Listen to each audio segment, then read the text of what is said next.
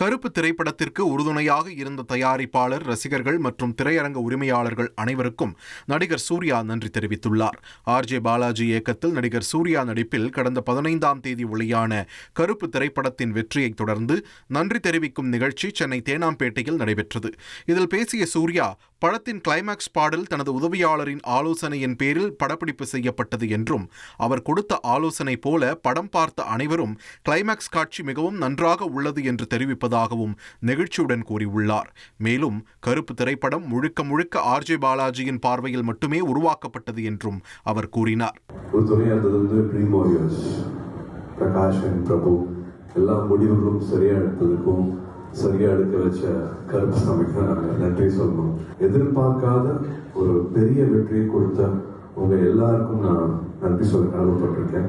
குமார்னு என் கூட இருக்கிற தம்பி, நான் தம்பி தான் பார்க்குறேன். நான் ஒரு 28 வருஷம் எனக்கு அசிஸ்டண்டா கூட இருக்காப்புல.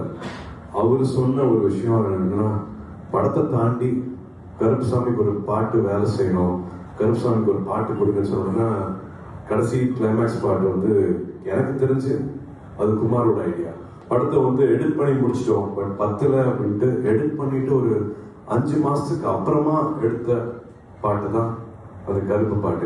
1,28,00,000 மனங்களை வென்ற தந்தி டிவி யூடியூப் சேனல். தவிர்க்க முடியாத தம்ப்நெயில், கலக்கலான கான்டென்ட்ஸ். நீங்களும் இந்த குடும்பத்தில் இணைய இப்பவே சப்ஸ்கிரைப் பண்ணுங்க. அசுரபலம் கொண்ட எங்கள் டிஜிட்டல் கரங்களில் உங்கள் விளம்பரங்களை சேர்க்க வாட்ஸ்அப் பண்ணுங்க. 8939888378. Email advtthanditv@dttv.in.